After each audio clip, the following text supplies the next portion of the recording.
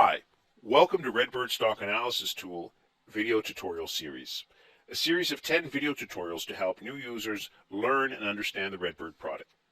In video tutorial number 4, we will discuss general system settings and configurations.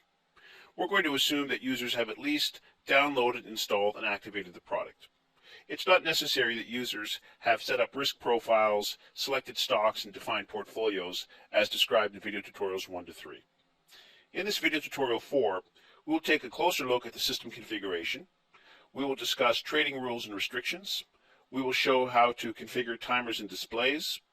We will discuss general startup and operational settings that may impact system behavior or appearance. And we'll briefly discuss how to administer user passwords and other administrative license controls. Let's go ahead and get started. I already have a RedBird session active, so I'll bring it up, and by default, as usual, I'm always presented with the portfolio monitor in maintenance mode. For this entire topic, we'll be focusing specifically on the system settings. To bring up all the system settings, let's click on the System button. Okay, let's start with the first tab here called Operations. On the top left-hand corner is the information pertaining to system configuration. At any one particular time, RedBird can only be operating with a single active system configuration.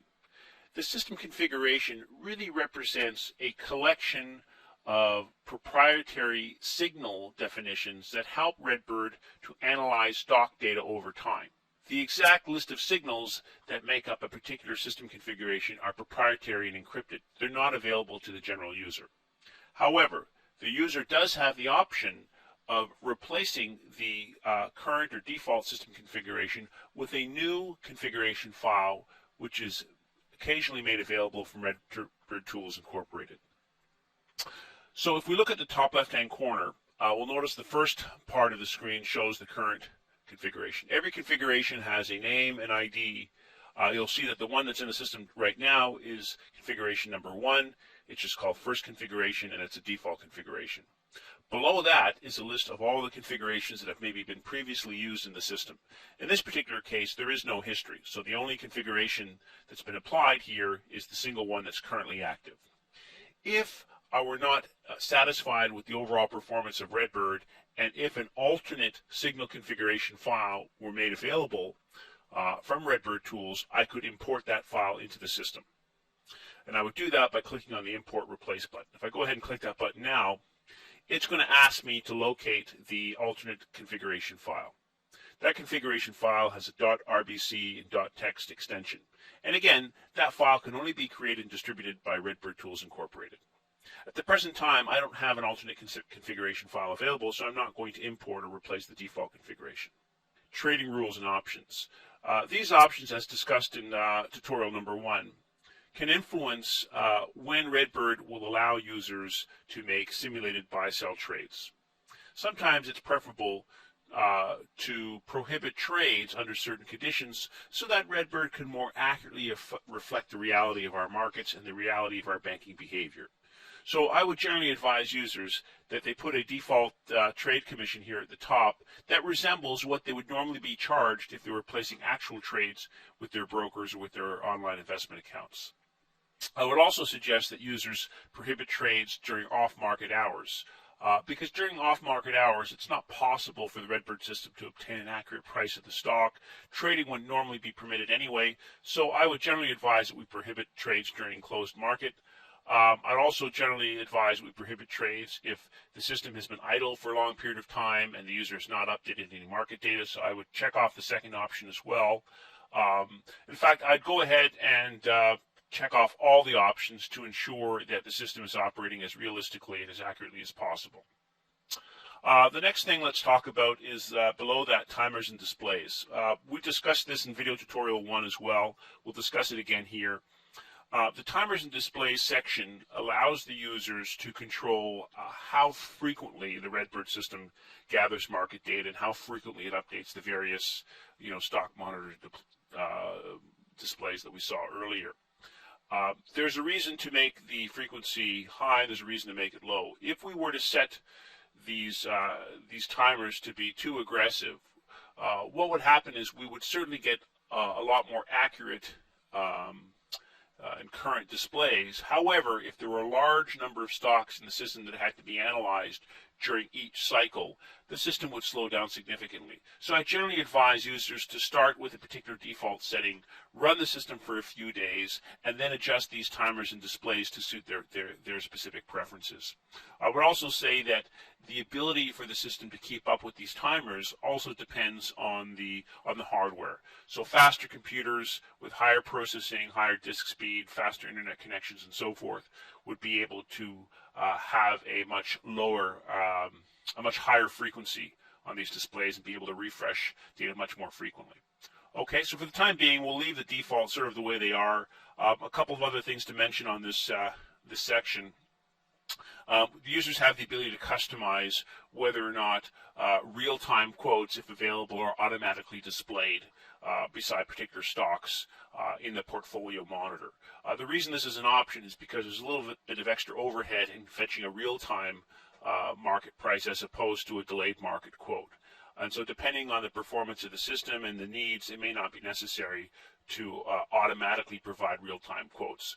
Users still have the ability to double-click a stock in the portfolio and get a real-time quote immediately. So this really controls what's performed automatically.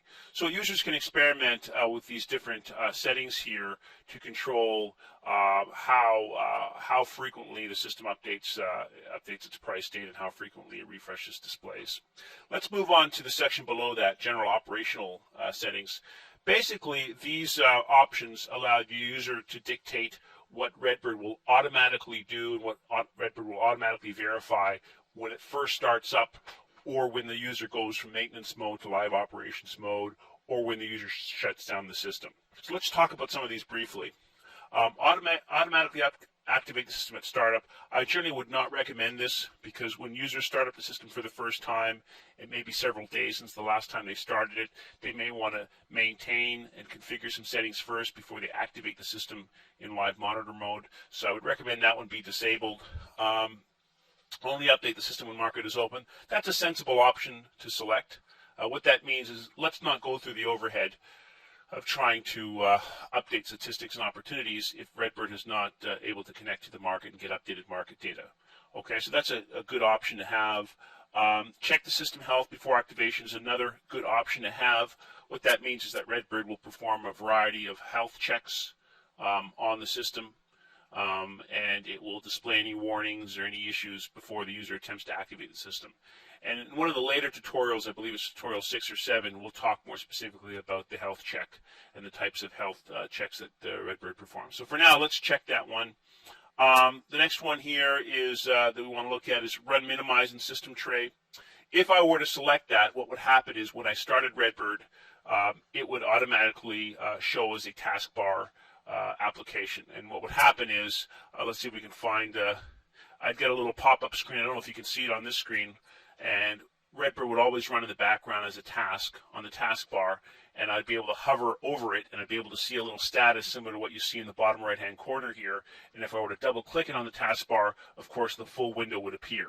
So if I wanted to run RedBird as a minimized application with just some taskbar information, I could select that specific option.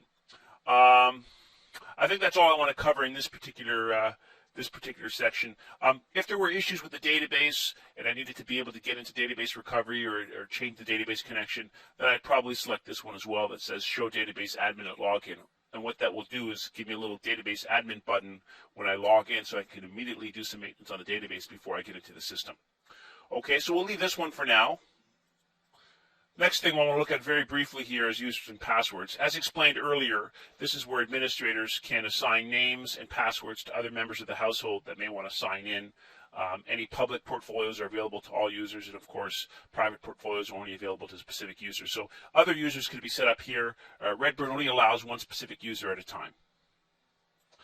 The last thing to mention here are the license controls. You'll notice there's a few administrator options here at the bottom that allow the administrator to set specific preferences. And these preferences would control what other users can do. They would control things such as whether a particular stock symbol can be used across multiple portfolios and some other various types of miscellaneous controls. And that essentially concludes tutorial number 4. Thank you.